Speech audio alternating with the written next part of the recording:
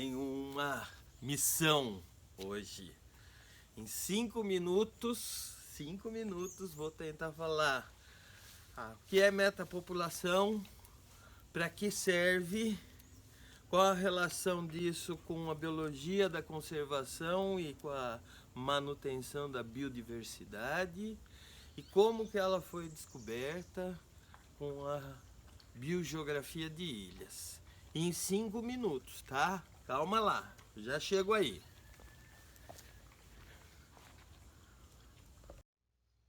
Então vamos lá.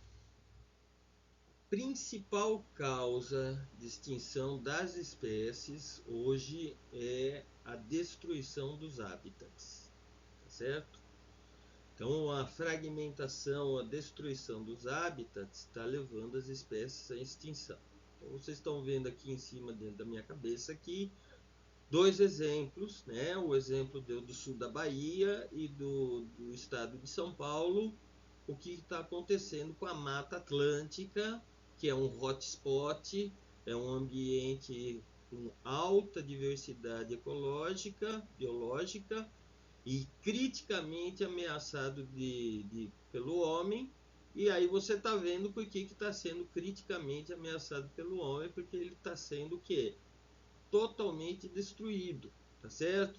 Vocês estão vendo aqui nos primeiros quadros, essa parte mais escura, a parte preta, é a parte que era ocupada pela Mata Atlântica. E à medida que vai passando o tempo, essa parte escura fica cada vez menor, mais fragmentada e mais difusa, tá certo? Esses fragmentos que vocês estão vendo aí, esses pontinhos, eles agora estão como ilhas, né? Eles funcionam agora como ilhas, onde dentro de cada ilha você tem aí, dependendo das características dessas ilhas, um conjunto de espécies que podem estar colonizando e estar participando aí nessa ilha aí, certo? Então isso é a primeira coisa. Quando a gente fala em ilha, então a gente fala na biogeografia de ilhas do Wilson McArthur, que tem muito conhecimento que a gente pode estar extrapolando para toda a teoria ecológica de ilhas, né? Então a questão do número de espécies, a questão da extinção, a taxa de extinção de espécies que ocorre numa ilha. Por que ocorre extinção? Porque não existem recursos suficientes para a população se manter, para a espécie se manter, certo? E por que ocorre colonização? Porque ocorre, então, o excesso de indivíduos passa de uma população, que é de uma ilha ou do continente, para outra ilha, tá certo? O número de espécies, então, está relacionado com o tamanho da ilha. A distância da ilha também tem relação com essa característica, tá certo? E existe um equilíbrio. Então, a quantidade de espécies que existe dentro de uma ilha é o equilíbrio entre a taxa de colonização e extinção, tá certo? Vocês estão vendo aqui nesse quadro esquerdo aqui da biogeografia de ilhas, tá certo? Na questão da metapopulação, ela também trabalha com ilhas, mas com outro enfoque. Não é agora mais número de espécies. Agora a gente está preocupado com uma única espécie. Essa uma única espécie, ela sobrevive em diferentes manchas, em diferentes ilhas, tá certo? E essas são o que a gente chama de populações que formam uma metapopulação. Então, essa metapopulação é um conjunto de populações que interagem entre si. Então, enquanto uma ocorre a extinção dessa espécie que a gente está preocupado, numa outra ilha pode ocorrer a colonização, ok? Então, basicamente, essa é a diferença entre biogeografia de ilhas e metapopulações. Biogeografia de ilhas trabalha mais com comunidade de espécies, tá certo? Conjunto de espécies. Metapopulações, a gente está mais preocupado com uma única espécie que se distribui nessas diferentes ilhas. A gente quer saber a persistência dessa espécie ao longo do tempo, tá certo? Para evitar que ela entre em extinção, ok? Então a ideia é essa aí. Dentro dessa ideia que a gente também tem a questão da escala, né? E das paisagens. A escala a gente tem que falar por quê? Porque diferentes organismos ocupam diferentes tamanhos de ambientes e tem uma escala diferente. Então vocês estão vendo aqui em cima de mim uma águia, ela tem uma escala de ambiente diferente de um passarinho que vive dentro de uma mata, ou que de uma borboleta que vive dentro dessa mancha de mata. Então essa é uma coisa importante. Outra coisa importante também é que não só o tamanho das ilhas, que a gente chama de manchas agora em ecologia de paisagem, né? As manchas, os fragmentos, também importa tanto o tamanho, a distribuição, tá certo? Mas a conectividade delas é muito importante. Então, os corredores ecológicos, para fazer com que as espécies elas passem por ambientes desfavoráveis, que a gente chama de matriz, para sair de uma mancha, de uma ilha, para chegar em outra ilha, ok? Então essa é a ecologia de populações, tá? Então aqui só para vocês terem uma ideia, né, a metapopulação e a conservação, o que está acontecendo?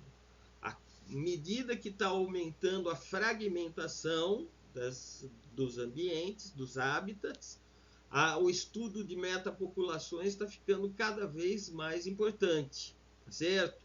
Para quê? Para a gente predizer as consequências dessa vulnerabilidade da genética dessas populações. Aqui eu estou mostrando aqui um exemplo lindo, que é o mico-leão-dourado, né?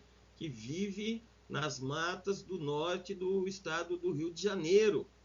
Então eles praticamente quase chegaram à extinção.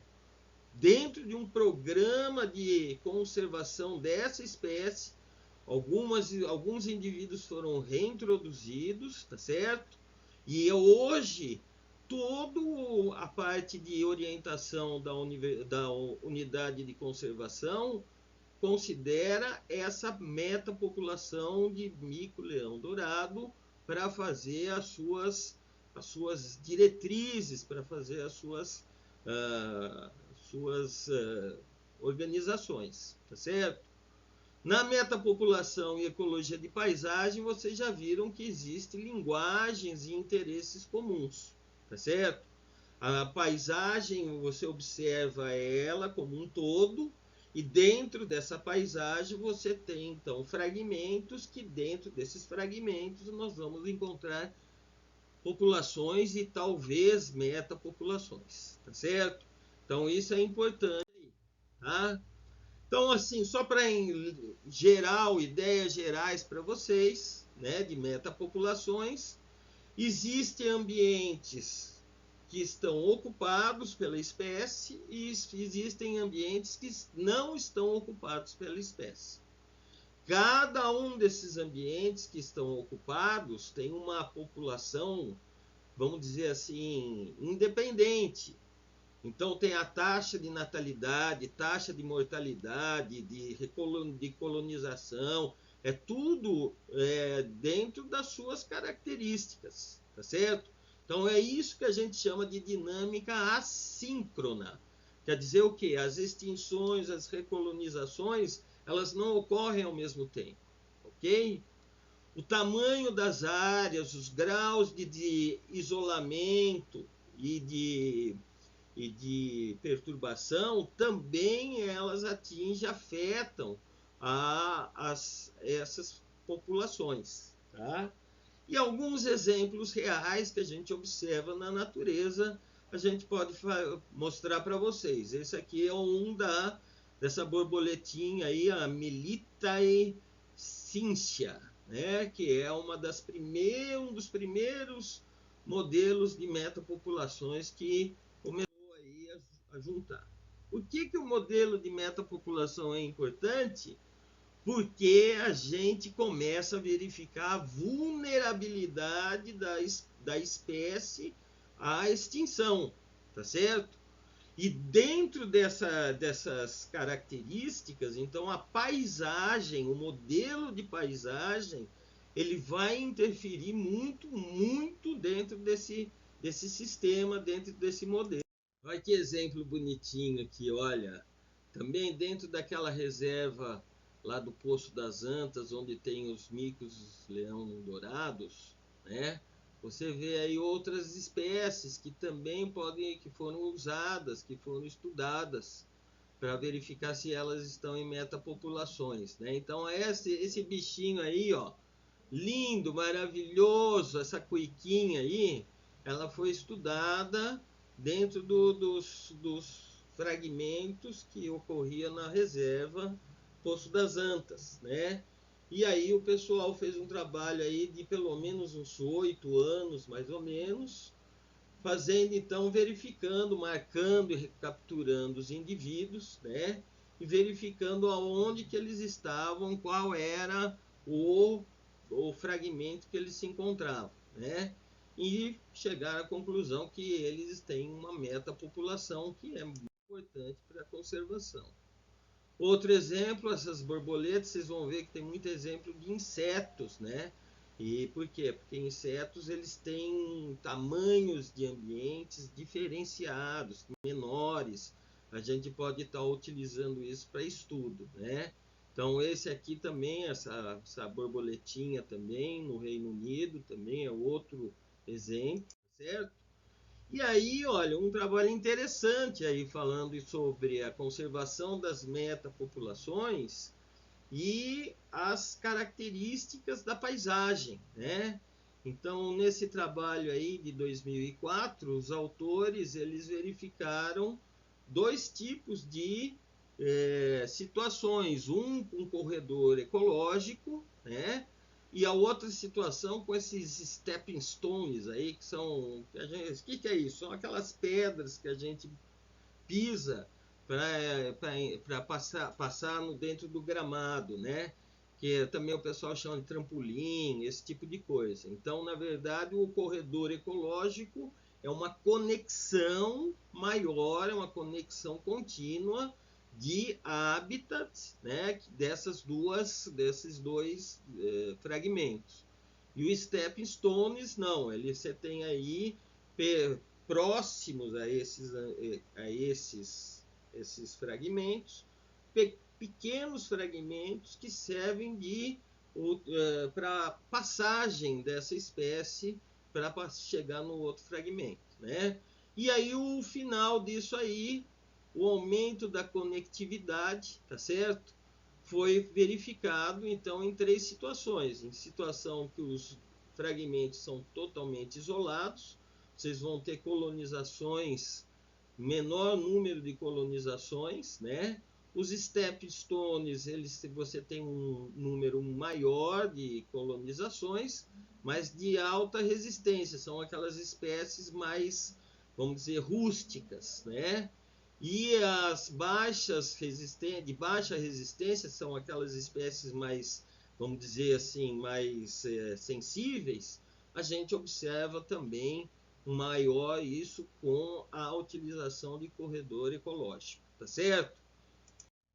Então é isso aí, gente. Consegui falar em 13 minutos, tá?